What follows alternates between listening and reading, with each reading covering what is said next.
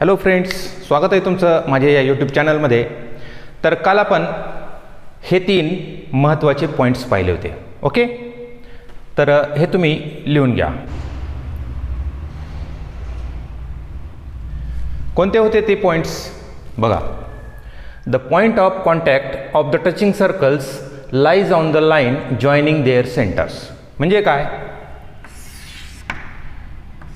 If two circles touch each other, maybe internally or externally, then their point of contact lies on the line joining their centers. That means these 3 points are on the same line. And if two circles touch each other internally, then also point of contact lies on the line joining their centers. लक्षात आलं? म्हणजे 2 circle जर एकमेकांना touch करत असतील, मग ते एकमेकांना आतून टच करत असो किंवा बाहेरून टच करत असो, तर त्यांचा जो पॉईंट ऑफ कॉन्टॅक्ट आहे, तर तो पॉईंट ऑफ कॉन्टॅक्ट त्या सर्कलच्या सेंटरला जोडणाऱ्या रेषेवर असतो. ओके, समजलं? दुसरा पॉईंट आपण पाहिला, if the circles touch each other externally, then distance between their centres is equal to the sum of their radii. हे बघा, here 2 circles touch each other externally, आणि समजा त्यांच्या रेडियाई 5 सेंटीमीटर आणि 2 सेंटीमीटर आहेत, बरोबर. मग आता हे 2 सर्कल बाहेरून टच करतात, तर त्यांच्या सेंटरमधलं हे जे अंतर आहे ते अंतर किती असेल? बरोबर, त्यांच्या रेडियसच्या बेरजेवढे जेवढे असेल. तर हेच या पॉईंटमध्ये दिलेलं आहे. लक्षात आलं का? सर्कल जर बाहेरून टच करत असतील तर सेंटरमधलं अंतर हे रेडियसच्या बेरजेवढं जेवढं असतं, because points A, C, B are collinear. Okay. Third point, if the circles touch each other internally, distance between their centers is equal to the difference of their radii. जर 2 circles, here 2 circles touch each other internally at point C, बरोबर. या दोघांचे centres आहेत A आणि B. आता मोठ्या सर्कलची radius आहे 5 centimetre, तर लहान सर्कलची रेडियस आहे 2 सेंटीमीटर. तर मग हे जे डिस्टन्स आहे, त्या 2 सेंटरमधलं जे डिस्टन्स आहे ते किती असेल? तर त्यांच्या या त्रिज्येच्या वजाबाकी इतकं असेल. म्हणजेच 5 - 2 that is 3 centimetre. So in this case distance between this 2 centres is 3 centimetre. समजलं? हे तिन्ही पॉईंट्स तुमच्या लक्षात आलेले आहेत. ओके, आता आपल्याला पाहायचं आहे practice set 3.2. So why wait, let's start. Now we will see practice set 3.2. In that, question number 1. Here is the question number 1. 2 circles having radii 3.5 cm and 4.8 cm touch each other internally. Find the distance between their centers. मग तुम्हाला मी 3 point दिले होते, तर त्यामधला तिसरा point आता या ठिकाणी तुम्हाला आठवायचा आहे. काही अवघड नाही, इथलं इथंच आहे, 5च मिनिटापूर्वी झालेलं आहे.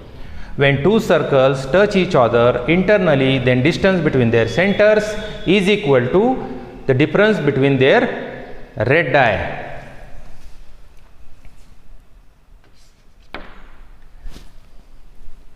फक्त 2 मार्काला हा प्रश्न आहे. किती इजी आहे बघा. इंटरनली टच करत असतील तर सेंटरमधलं अंतर वजाबाकी एवढं आहे, दोघांची वजाबाकी करा. 4.8 मधून 3.5 गेले, 1.3 राहिले, झालं उत्तर. पण तेवढ्याला 2 मार्क डायरेक्ट मिळणार नाहीत. व्यवस्थित लिहिलं पाहिजे, फिगर काढली पाहिजे, रिझन लिहिलं पाहिजे, मग 2 मार्क मिळतील. तर मग पहिल्यांदा आपण फिगर काढूयात. Hair is the figure. In this figure, circles with centres A and B touch each other internally at point C. बघा, मोठ्या सर्कलचा सेंटर कोणता आहे? A, आणि लहान सर्कलचा सेंटर कोणता आहे? B. तर हे एकमेकांना C या पॉईंटमध्ये आतून टच करतात. तर मग त्यांच्या सेंटरमधलं अंतर हे कसं असेल? त्यांच्या रेडियसच्या वजाबाकी इतकं असेल. Okay, so we write here A and B are the centers. C is the point of contact.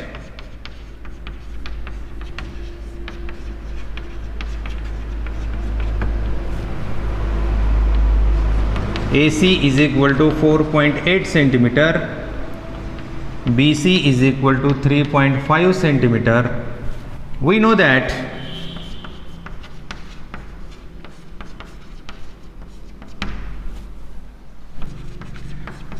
when two circles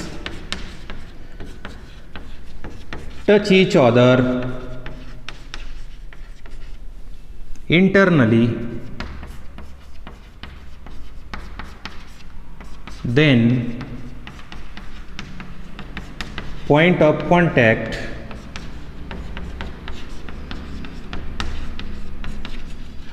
lies on the line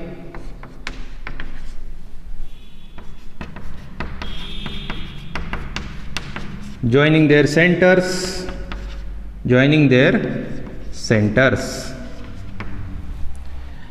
therefore distance AB काय आहे, distance between their centers is equal to AC minus BC. Now AC is 4.8 minus BC is 3.5, so their subtraction is 1.3 centimeter. This is the distance between their centers. Write down.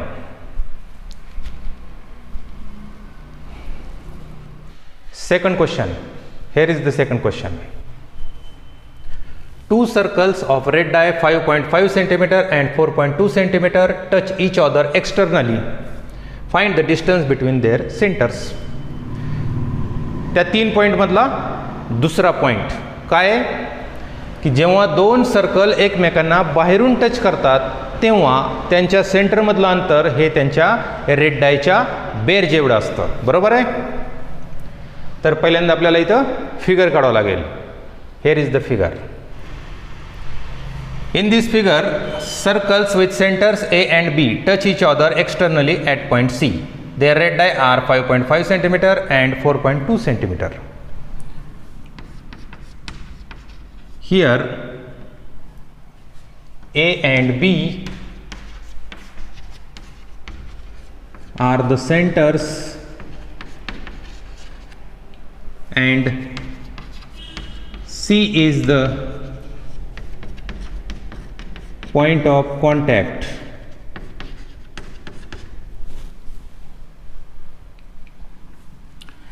परत ते statement लिहायचं आहे. पाठ आहे ना. We know that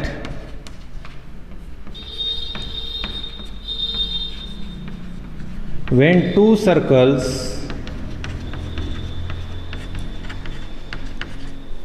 touch each other externally, then distance between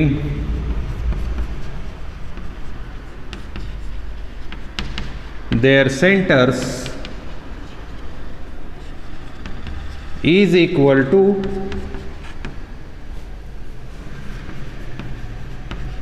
sum of their red dye. तर मग आता इथं सेंटरमधलं अंतर हे त्यांच्या रेड डायच्या बेरजे एवढे. मग या दोघांची बेरीज करा. दोघांची बेरीज किती आली? 9.7. This is our answer. Therefore distance AB is equal to AC plus BC. That is 5.5 plus 4.2 that is 9.7 centimetre. Write down.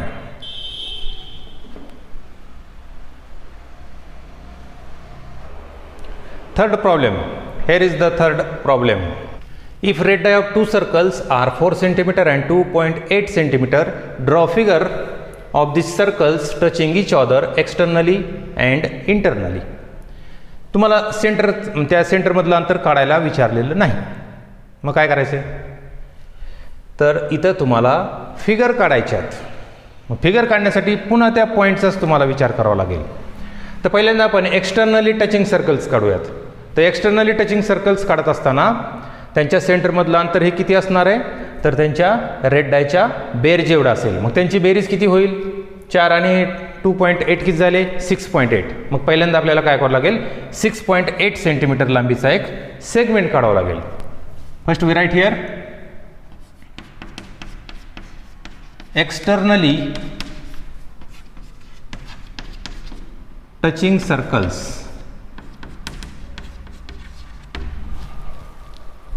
तर मी अगोदर 6.8 सेंटीमीटरचा एक सेगमेंट काढतो.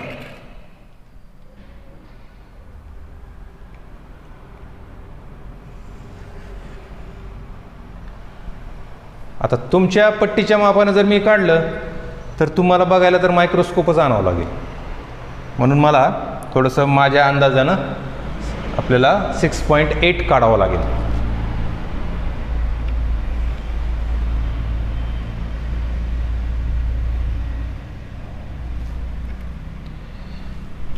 तर याला आपण AB असं नाव देऊ. लक्षात घ्या, A आणि B काय असतील? सेंटर्स असतील, कारण त्या सेंटरमधलं अंतर हे त्यांच्या रेड डायच्या बेरजेवढं आहे, म्हणून आपण हे 6.8 घेतलेलं आहे. ओके. यानंतर पहिल्या सर्कलची रेडियस किती आहे? 4 सेंटीमीटर. मग तुम्हाला कंपासमध्ये 4 सेंटीमीटर अंतर घ्यावं लागेल आणि A सेंटर म्हणून एक सर्कल काढावं लागेल. तर हे अंतर मी 4 सेंटीमीटर घेतलं. 4 centimetre. So taking A as center and radius equal to 4 centimeter, we draw a circle.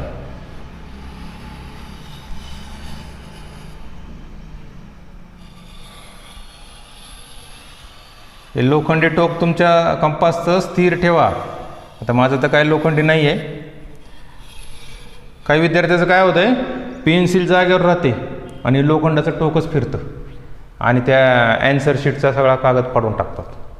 असं कशामुळे होतं माहिती आहे का? ज्यावेळेस हे लोखंडी टोक आणि पेन्सिलचं टोक एका लेवलमध्ये नसेल ना, तर असं होतं. आणि याच्यावर जास्त प्रेशर देऊ नका, नाहीतर ते काय होतं, कागदाला होल पडण्याची शक्यता असते.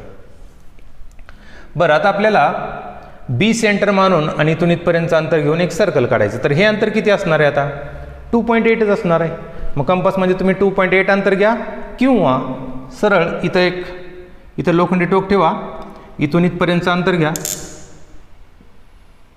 आणि एक सर्कल काढा.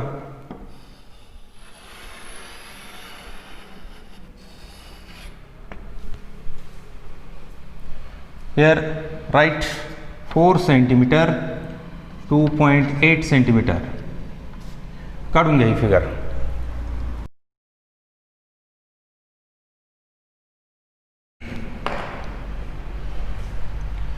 Internally touching circles.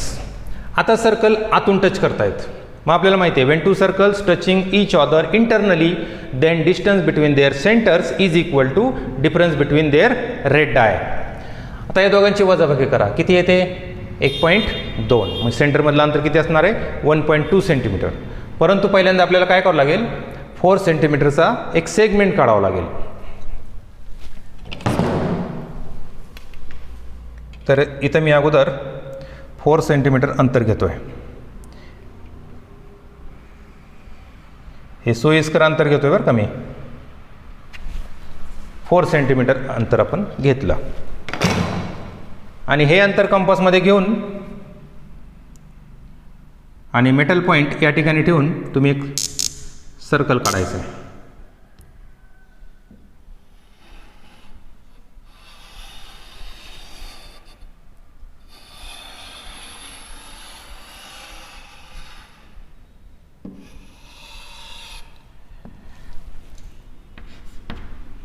याला आपण C नाव देऊ.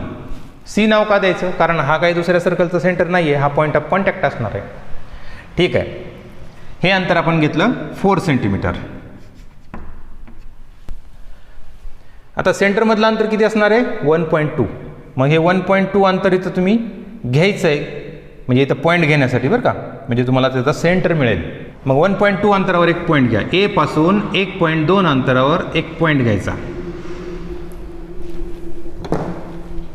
हे बघा, इथं अशी पट्टी ठेवून 1.2 अंतरावर पॉईंट घ्या आणि याला नाव द्या B. हे 1.2 का घेतलं लक्षात आलं ना? कारण सर्कल हे इंटरनली टच करतायत. तर B हा सेंटर आणि BC एवढं अंतर घेऊन तुम्ही सर्कल काढा. and that circle definitely touch the greater circle at point C.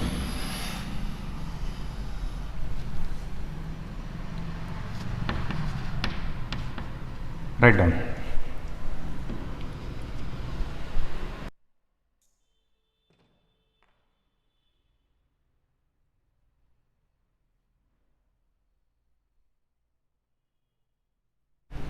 The circles with centers P and Q touch each other at R. A line passing through R meets circle at A and B respectively. Prove that segment AP parallel segment BQ. Second, triangle APR similar triangle RQB. Third, find angle RQB if angle PAR is equal to 35. पहिल्यांदा आपण इथं हे 35 लिहून ठेवू म्हणजे घोटाळा होणार नाही. प्रूफ.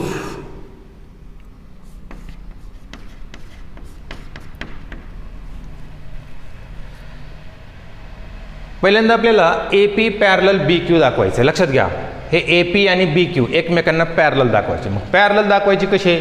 तर पॅरलल दाखवण्यासाठी आपल्याकडे काही टेस्ट आहेत. त्या कोणत्या टेस्ट ते बघा. 9वी मध्ये तुम्ही शिकलात. If alternate angles made by a transversal of two lines are equal then the lines are parallel to each other. ही टेस्ट कोणती? Alternate angles test. तर तिचा आपल्याला इथं वापर करता येईल. आणखीन एकदा लक्षात घ्या, दोन रेषांना जर एका रेषेनं छेदलं आणि होणारे अल्टरनेट अँगल जर कॉन्ग्रुएंट असतील तर त्या दोन लाईन पॅरलल असतात. लक्षात ठेवा. असं समजू नका की अल्टरनेट अँगल असले की ते कॉन्ग्रुएंट असतात, असं काही नाही. हे बघा, हे अल्टरनेट अँगल आहेत परंतु हे काही कॉन्ग्रुएंट नाहीत. का? कारण ह्या लाईन एकमेकांना पॅरलल नाहीत. मग अल्टरनेट अँगल कॉन्ग्रुएंट असतील तर लाईन पॅरलल असतील. आणि याचा कॉन्व्हर्स काय की जर दोन लाईन पॅरलल असतील तर अल्टरनेट अँगल कॉन्ग्रुएंट असतील. लक्षात ठेवा, याचा वापर तुम्हाला इथं करायचा आहे. 5वी पासून जे शिकला ते सगळं इथं वापरायचं आहे. नुसतं पुढच्या वर्गात गेलं की मागचं सगळं द्यायचं टाकून, असं करू नका. तर इथं बघा, तुम्ही हे सर्कल विचारात घ्या. या सर्कलमध्ये PA is equal to PR. Why? Radii of same circle. म्हणजे हा ट्रायंगल कसला झाला? आयसोसिल्स ट्रायंगल झाला, बरोबर. मग आयसोसिल्स ट्रायंगलमध्ये हे दोन कोण सारखे असतील ना, बरोबर. हे दोन कोण सारखे असतील.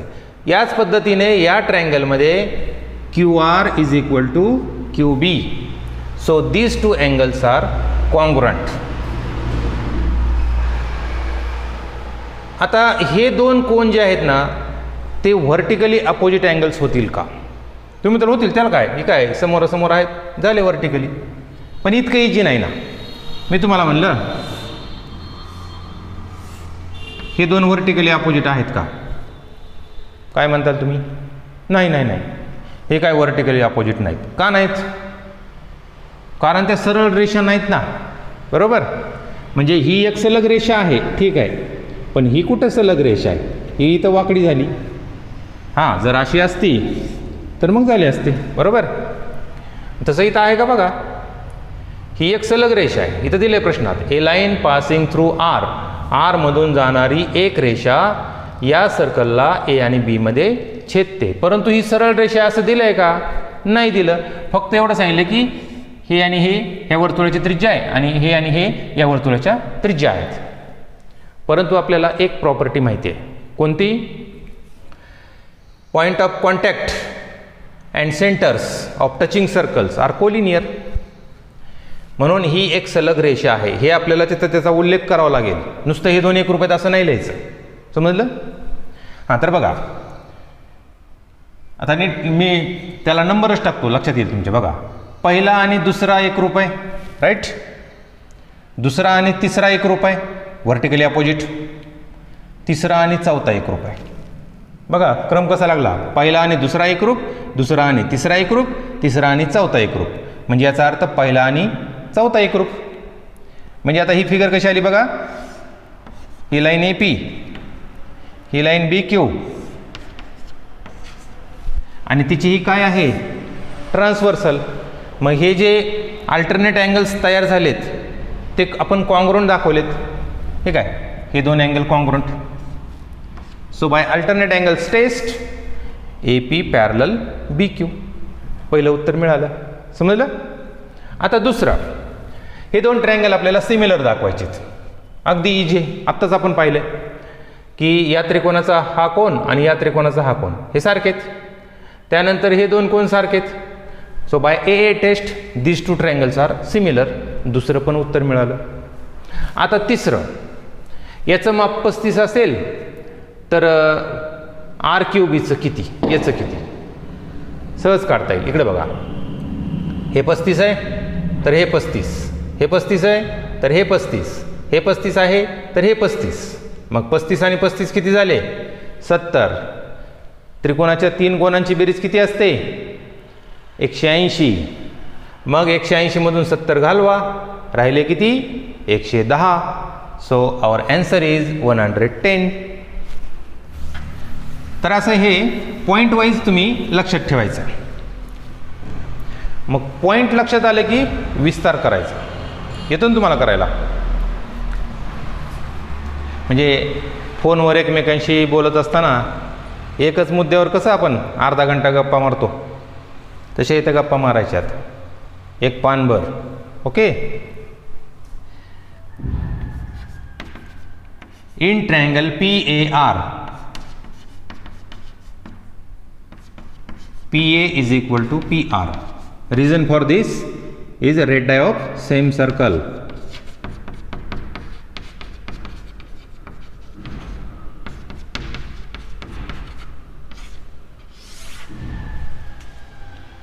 Therefore, we know that in a triangle when two sides are congruent, then angles opposite to them are also congruent. Therefore, angle PAR congruent angle PRA. We call this one. Reason for this is angles opposite to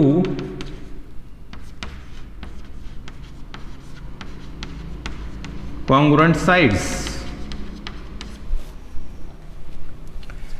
ठीक आहे, हे दोन आपण दाखवले. आता इकडच्या मध्ये हे दोन सारखे दाखवायचे. In triangle QRB, QR is equal to QB. Same reason.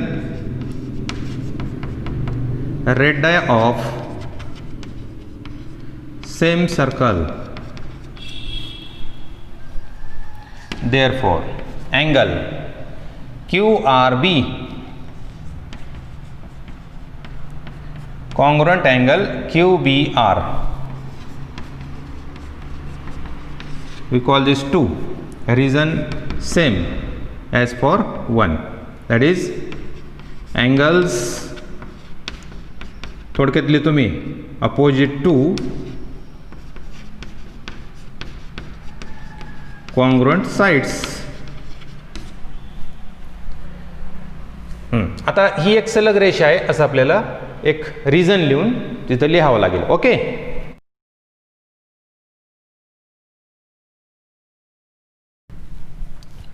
एवढं रिझन लिहिलं की अर्धा मार्क मिळेल. Therefore P dash R dash Q. Therefore angle PRA congruent angle QRB. We call this 3. Reason for this is vertically opposite angles. हे सगळे reason तुम्ही पहिल्या चॅप्टरपासूनचे त्याची एक लिस्ट बनवा. कारण ज्यावेळेस परीक्षा जवळ येईल ना त्यावेळेस तुम्हाला लक्षात आलं पाहिजे की आपल्याला कुठल्या ठिकाणी कुठलं रिझन लिहायचं आहे. मग ते रिझन माहीत नसतील तर परीक्षेत तुम्ही काय लिहिणार आहेत? त्यामुळे तुम्ही ते सगळ्याची एक लिस्ट बनवा. From 1 to and 3.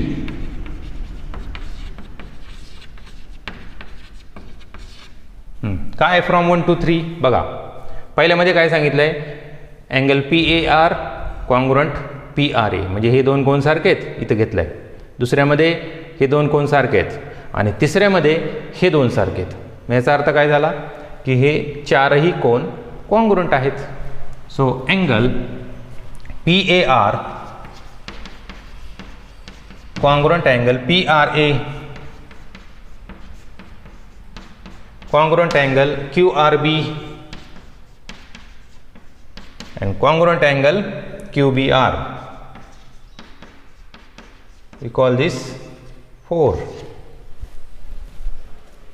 याचा वापर आपल्याला हे दोन ट्रायंगल सिमिलर दाखवण्यासाठी करता येईल म्हणून आपण ते लिहिले. ओके, बरं ठीक आहे. आता इथपर्यंत आपण आलो.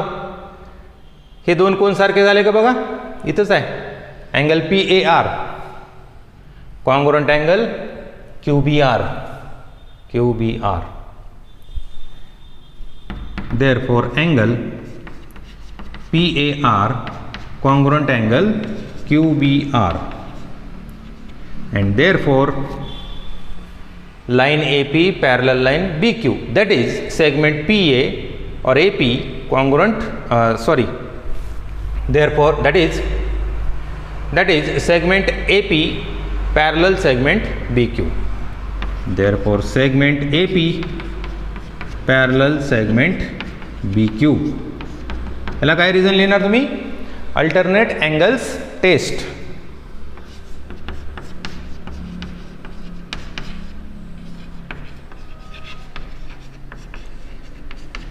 हे 9वी मध्ये सिरियसली शिकले ना, त्यांना इथं काही अडचण येत नाही. अल्टरनेट अँगल्स टेस्ट, त्याचा कॉन्व्हर्स, हे सगळं त्यांना माहिती आहे.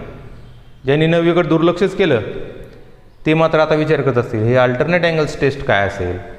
तर तुम्ही 9वीचं पुस्तक उघडा, त्यातल्या त्या टेस्ट बघा.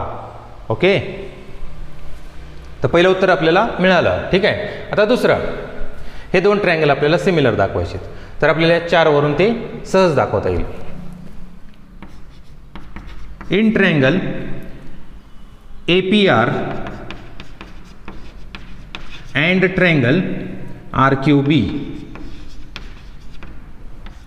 अँगल हे घेऊ, angle PAR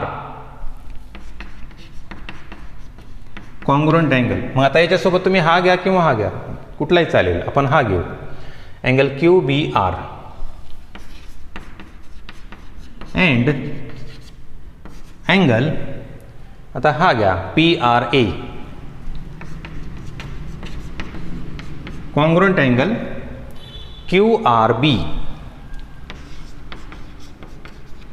Reason for both is from 4. या 4 मध्ये हे सगळेच कोन सारखे आहेत, मग त्यातले आपण फक्त वेगवेगळ्या जोड्या घेतल्यात. Okay,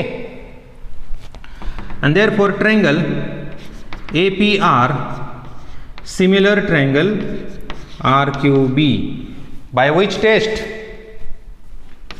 AA test. आता या कोणाचं माप काढायचं आहे, पण लिहायचं कुठं? जागा नाही. मग अगोदर एवढं लिहून घ्या. तर या कोणावरून आपण हे दोन कोन त्याच मापाचे आहेत असं तिथं लिहायचं आहे. कारण इथं 4 मध्ये बघा अँगल PARचं माप 35 आहे, तर मग या तीनही अँगलचं माप किती असेल? 35. Now angle PAR is equal to 35 degree, and therefore from 4 angle QRB is equal to angle QBR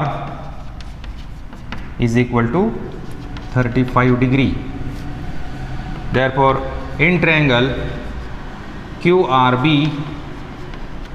ह्या ट्रायंगल मध्ये 3 कोनांची बेरीज 180 दाखवायची. Angle QRB